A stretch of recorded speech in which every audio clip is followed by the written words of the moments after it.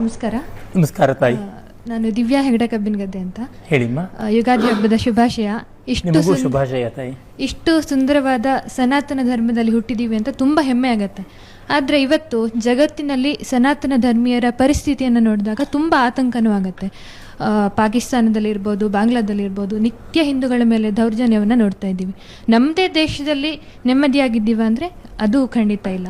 ಇವತ್ತು ನಾನು ಸನಾತನ ಧರ್ಮೀಯಳು, ನಾನು ರಾಷ್ಟ್ರೀಯವಾದಿ, ನಾನು ಹಿಂದೂ ಅಂತ ಹೇಳಲಿಕ್ಕೆ ಭಯಪಡುವಂಥ, ಅಂದರೆ ಹೇಳಿದರೆ ಇವಳು RSS, ಇವಳು BJP ಅಂತ ಯಾವುದೋ ಸಂಘಟನೆಯದ್ದೋ ಯಾವುದೋ ಪಕ್ಷದ್ದೋ ಒಂದು ಹಣೆಪಟ್ಟಿ ಕಟ್ಟುವಂಥ ಪರಿಸ್ಥಿತಿ ಇವತ್ತು ಬಂದುಬಿಟ್ಟಿದೆ. ಯುಗಾದಿಯ ಈ ಸಂದರ್ಭದಲ್ಲಿ ಸನಾತನ ಧರ್ಮೀಯರು ಸಂಕಷ್ಟದಲ್ಲಿದ್ದಾರೆ ಅಂತ ದುಃಖ ಪಡಬೇಕೋ, ಇಲ್ಲ ಧರ್ಮ ಅವಿನಾಶಿ, ಲಕ್ಷಾಂತರ ವರ್ಷದಿಂದ ಸನಾತನ ಧರ್ಮ ನಾಶ ಆಗದೆ ಉಳಿದು ಬಂದಿದೆ ಅಂತ ಸಮಾಧಾನ ಪಡಬೇಕು? ದಯವಿಟ್ಟು ತಿಳಿಸ್ಕೊಂಡು. ಬಹಳ ಒಳ್ಳೆಯ ಗಂಭೀರವಾದ ಪ್ರಶ್ನೆ.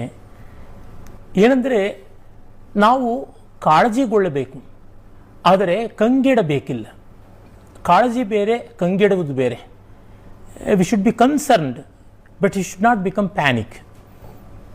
ಇದರಲ್ಲಿ ವ್ಯತ್ಯಾಸ. ನಾವು ಕಂಗೆಟ್ಟಾಗ ಮಾಡಬಹುದಾದದ್ದು ಮಾಡೋಕ್ಕಾಗದೇ ಇರೋ ದಿಗ್ಮೂಢತೆ ಬರುತ್ತದೆ, ಅರ್ಜುನನಿಗೆ ಬಂದಂಥದ್ದು. ಹಾಗಾಗದೆ ಗಮನ ಇಡಬೇಕು, ಅದು ಬಹಳ ಮುಖ್ಯವಾದದ್ದು ಅಂತ ಅನಿಸುತ್ತೆ. ಮತ್ತು ತನ್ನಂತೆ ತಾನೇ ಸರಿ ಹೋಗ್ಬಿಡುತ್ತೆ, ಧರ್ಮ ಶಾಶ್ವತವಾಗಿರುತ್ತೆ. ಎಷ್ಟೋ ಜನ ದೊಡ್ಡ ದೊಡ್ಡವರು, ಪಂಡಿತರು, ಮಠಾಧಿಪತಿಗಳು ಅನ್ನೋರು ಈ ಬಗ್ಗೆ ನಿಷ್ಕ್ರಿಯತೆ, ನಿರ್ವೀರ್ಯತೆ, ಕ್ಲೀಬತೆಯನ್ನು ಇಟ್ಕೋತಾರೆ. ಅದು ತಪ್ಪು ಅಂತ ನಾನು ಅಂತೀನಿ.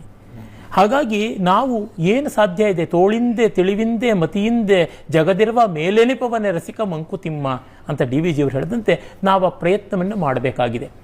ಅದಕ್ಕೆ ಒಂದು ಚಿಕ್ಕ ಕಥೆಯನ್ನು ಹೇಳ್ತೀನಿ. ಒಮ್ಮೆ ಒಬ್ಬ ರಾಜ ತನಗೆ ಒಳ್ಳೆಯ ಕವಚ ಬೇಕು ಅಂತ ಒಬ್ಬ ಕಮ್ಮಾರನ್ನು ಕರೆಸಿ ಕವಚ ಮಾಡಿಸಿಕೊಟ್ಟ. ಆ ಕವಚನ ತಂದು ಮೇಲೆ ಒಂದು ಗೊಂಬೆಗೆ ತೊಡಿಸಿ ಅದರ ಮೇಲೆ ಕತ್ತಿ ಗದೆ ಎಲ್ಲ ಪ್ರಯೋಗ ಮಾಡಿದ. ತುಂಡಾಯಿತು. ತಪ್ಪು ಮಾಡಿದ್ಯಾ ನೀನು, ಒಳ್ಳೆ ಕವಚ ಕೊಟ್ಟಿಲ್ಲ, ನಾಳೆ ಇದನ್ನು ಹಾಕ್ಕೊಂಡು ಯುದ್ಧಕ್ಕೆ ಹೋಗಿದ್ರೆ ಗತಿ ಏನಾಗ್ತಾ ಇತ್ತು ಅಂತ ಬೈದು ಕಳಿಸ್ದ. ಮತ್ತೂ ಕಷ್ಟಪಟ್ಟು ಅವನು ಇನ್ನೂ ಚೆನ್ನಾಗಿರೋ ಕವಚ ಮಾಡ್ದ, ಅದಕ್ಕೂ ಇದೇ ಗತಿ ಆಯಿತು. ಇನ್ನು ನೀನು 3ನೇ ಅವಕಾಶ ಕೊಡ್ತಾ ಇದ್ದೀನಿ, ಒಳ್ಳೆ ಕವಚ ತರದೇ ಇದ್ರೆ ನೀನು ಕೊಂದು ಬಿಡ್ತೀನಿ ಇಂದ. ಅವನು ಪಾಪ ಕಷ್ಟಪಟ್ಕೊಂಡು ಏನೋ ಕವಚ ಮಾಡಿ ಏನೋ ಗತಿ ಅಂತ ಯೋಚನೆ ಮಾಡ್ತಾ ಇದ್ದ. ಆಗ ಅವನ ತರುಣ ಪುತ್ರ ಬಂದ, ಮಗ ಬಂದ. ಏನಪ್ಪ ಯೋಚನೆ ಮಾಡ್ತಿದ್ಯಾ ಅಂತ. ನೋಡಪ್ಪ ಹೀಗೆ ಅಂತ. ತೊಂದರೆ ಇಲ್ಲ, ನಾನೇ ರಾಜನ ಹತ್ರಕ್ಕೆ ಹೋಗಿ ಕೊಡ್ತೀನಿ ಅಂತಂದ.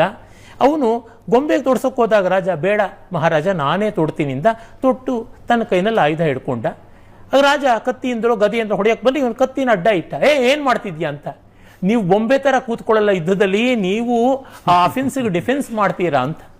ನಾವು ಸನಾತನ ಧರ್ಮದ ಕವಚ ಹಾಕ್ಕೊಂಡಿದ್ದೀವಿ, ಧರ್ಮೋ ರಕ್ಷತೆ ರಕ್ಷಿತ ಅಂತ ಕವಚ ಹಾಕ್ಕೊಂಡು ಗೊಂಬೆಗಳ ಥರ ಇದ್ದರೆ ಎಕ್ಕುಟ್ಟು ಹೋಗ್ಬಿಡ್ತೀನಿ. ನಮ್ಮ ಕೈನಲ್ಲಿ ಕೂಡ ಪ್ರತಿರೋಧವನ್ನು ಮಾಡಬೇಕಾಗುತ್ತದೆ. ಅದಕ್ಕೇನು ಬೇಕೋ ಅದು ಮಾಡಬೇಕು. ಹಾಗಾಗಿ ಕವಚವನ್ನೂ ತೊಡಬೇಕು, ಹೋರಾಡಲೂ ಬೇಕು. ಹೋರು ಧೀರತೆಯಿಂದ, ಹೋರು ಉದಾತ್ತತೆಯಿಂದ. ತಸ್ಮಾದ್ ಯುದ್ಧಸ್ವ ಕೌಂತೆಯ, ತಸ್ಮಾದ್ ಉತ್ತಿಷ್ಠ ಕೌಂತೆಯ ಯುದ್ಧಾಯ ಕೃತನಿಶ್ಚಯ. ಅದನ್ನು ಮಾಡಬೇಕು.